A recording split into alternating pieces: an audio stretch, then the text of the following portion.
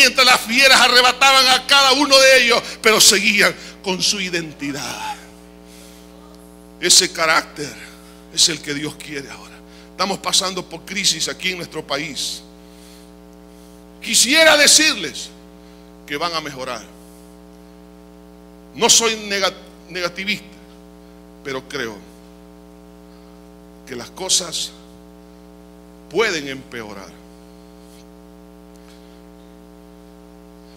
Pero convirtamos esta crisis en una oportunidad para que nuestro carácter de Cristo sea formado en nosotros.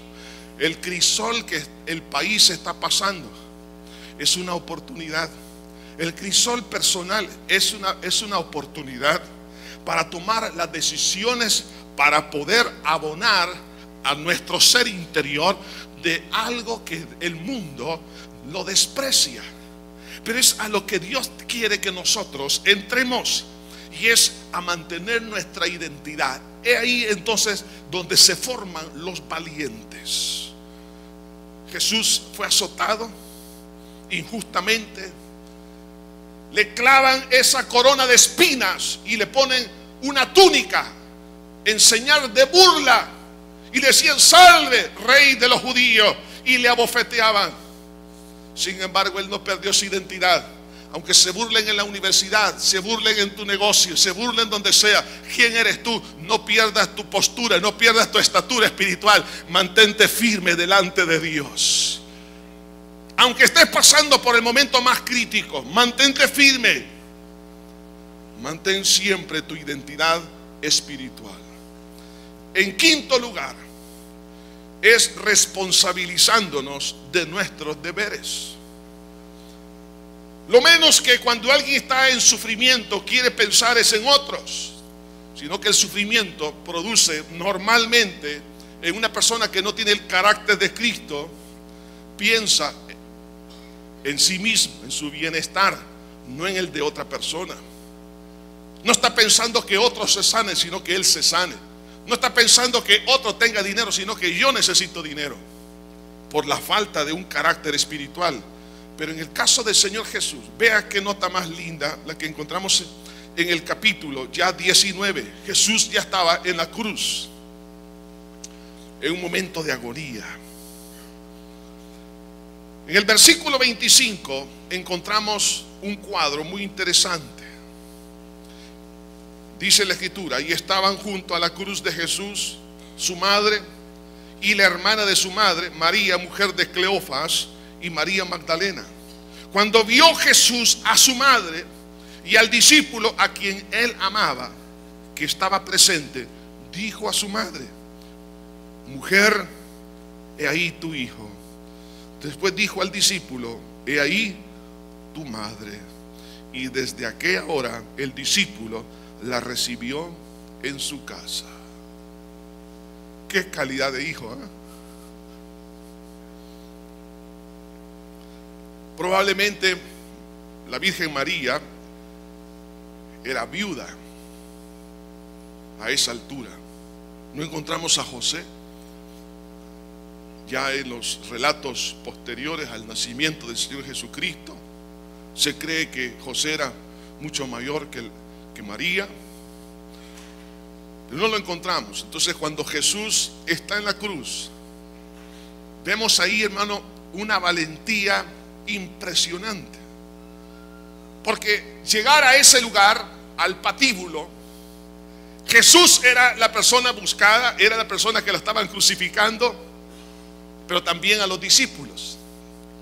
Pero María, la madre del Señor, y otras dos mujeres valientes estaban cerca donde estaba Jesús, probablemente a unos 20 o 10 metros, no lo sé, pero estaba cerca. Estaban los soldados, pero también estaba Juan. Los demás discípulos no sé dónde estaban, pero ahí estaba. Y vemos al Señor Jesucristo tomando una responsabilidad como hijo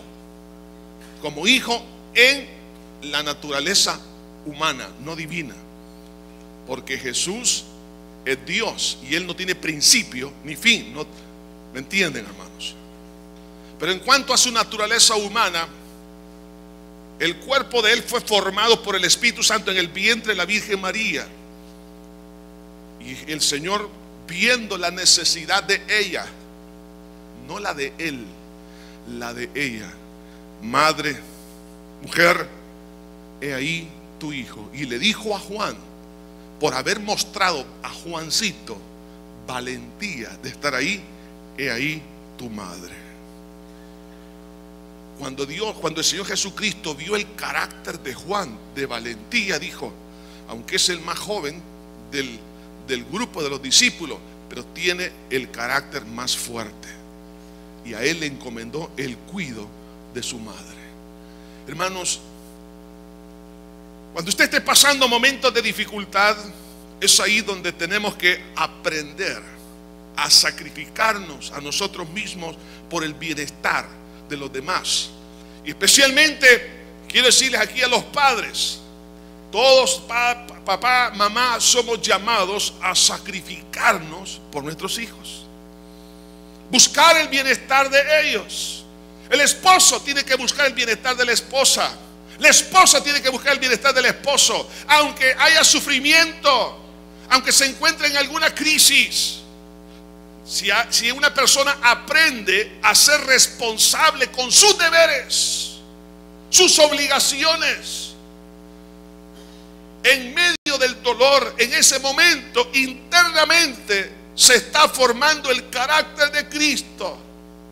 Porque ante un ambiente de dolor y de humillación, Jesús estaba pensando en hacer de bendición. Estaba buscando el beneficio de otros. Estaba buscando el beneficio del de su madre y el de Juan también. Y se dice, y claro, que allá en Éfeso, todavía hasta el día de hoy, está la casa, supuestamente la casa donde vivió Juan y la Virgen María en sus últimos años. Porque Juan fue pastor de la iglesia en Éfeso. Entonces, ahí todavía se dice que ese fue el lugar donde ahí vivieron. ¿Por qué? Porque Juan se hizo cargo de esa responsabilidad, de ese privilegio que él tuvo.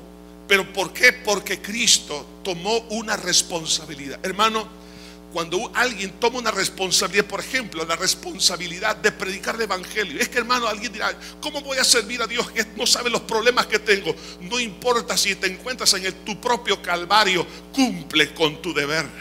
Cumple tus obligaciones. Cumple con aquellas cosas que Dios nos ha entregado, de hacer discípulos, de evangelizar. Cumple con tu deber de enseñar, de predicar. Cumple con tu deber de hijo, hija. Mira, cuando tú estés en un momento difícil, pero necesita tu padre o tu madre la ayuda tuya, dásela, hijo, también. Cuando tú aprendes a sacrificarte por el beneficio de los demás, tu ser interior está siendo formado. Es el mejor gimnasio espiritual que puedes llegar a tener en tu vida.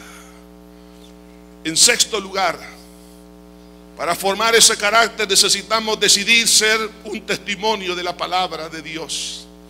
En el versículo 28, ya en los últimos momentos de la vida del Señor sobre esta tierra, dijo: después de esto, sabiendo Jesús que ya todo estaba consumado, dijo, para que la escritura se cumpliese: tengo sed. Y estaba allí una vasija llena de vinagre. Entonces ellos empaparon en vinagre una esponja y poniéndola en un hisopo se la acercaron a la boca. Cuando Jesús lo hubo tomado el vinagre, dijo: consumado es. Jesús tenía una necesidad, tenía sed. Y para que se cumpliese, dice aquí la escritura, para que se cumpliese lo que había sido dicho, es decir, la profecía, él dijo: tengo sed. Y en el Salmo 69, 21, ahí está la profecía.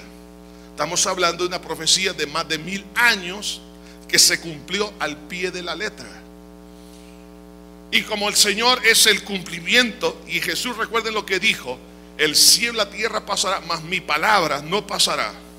Aunque había una necesidad física, pero la necesidad espiritual de que la palabra se cumpliera al pie de la letra para que se